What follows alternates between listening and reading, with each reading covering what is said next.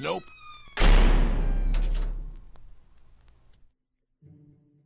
For as long as I can remember, my town has been terrorized by tourists and the monster. Starting at a very young age, we are taught just two simple rules. Avoid sweets, as it will entice the beast, and do not make friends with any visitors, as they can be deceiving. While most of us heed this advice with great care, others would pay for their rebellions. Take Tommy Jameson, for instance. He was never one to listen to our elders' warnings, always telling us that they used this idea of a monster to make us behave and eat properly. I'll admit, it made a lot of sense, until the day Tommy brought donuts to class. He sat all the way in the back during our morning lecture, stuffing his face with delicious jam-filled desserts, as we all watched in horror.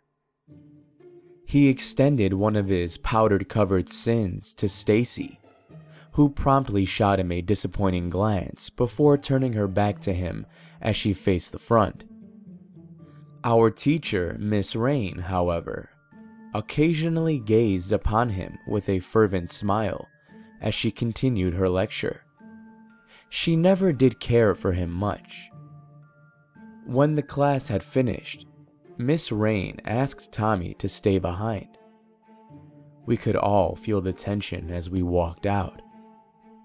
I held my breath as I inched towards the door, taking one last glance at Tommy's arrogant expression before Miss Rain closed it behind me.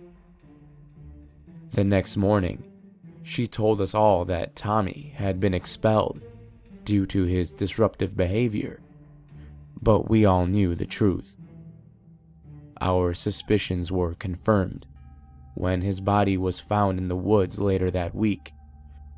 Well, what was left of it anyways. He had been violently ripped apart limb from limb, with his vital organs missing. All of the adults in our town would hold weekly meetings, especially after a death. I assume discussing how to contain the monster from attacking one of our own. They were never successful. When the rules get broken, people get hurt. Years went by.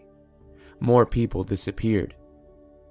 Some of them never even being reported, as it was all part of living in this godforsaken town. When I reached the age of 13, I had my first run-in with the monster.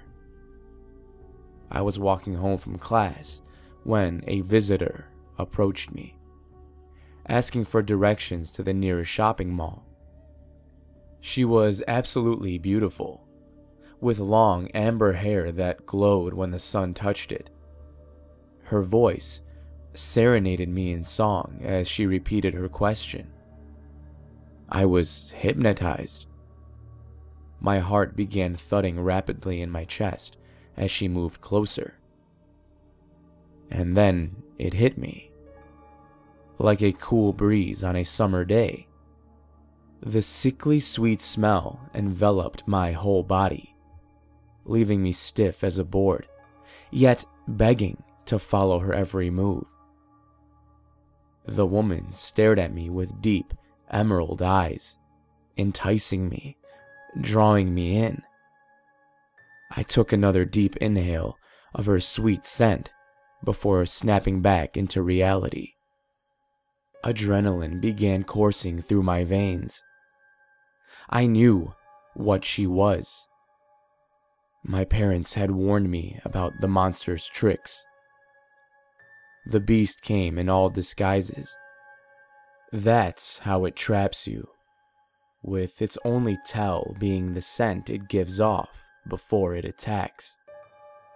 Always avoid the tourists. I stumbled backwards, waving my arms out in front of me as I begged for it to stop, pleading for my life. The woman appeared frightened at first, then stared at me with betrayal in her eyes. She bolted back towards the town. I quickly jumped to my feet, running in the other direction, never stopping to see if she had followed. As I reached my house, I bounded through the front door, causing my mother to drop the plate she was washing in all the commotion. Out of breath, I began explaining my close call as she yelled for my father.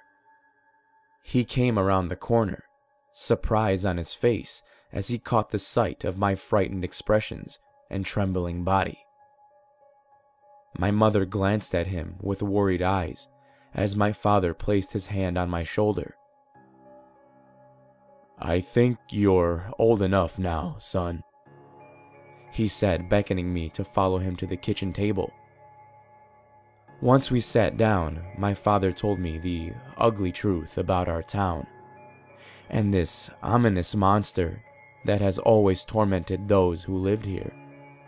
From that day forward, I was more terrified of the awful beast than I had ever been. Every tourist caused my body to tremble with anticipating desire. The scariest part, I have no preference. They all smell the same to me, all giving off the same sickly sweet scent that makes my mouth water.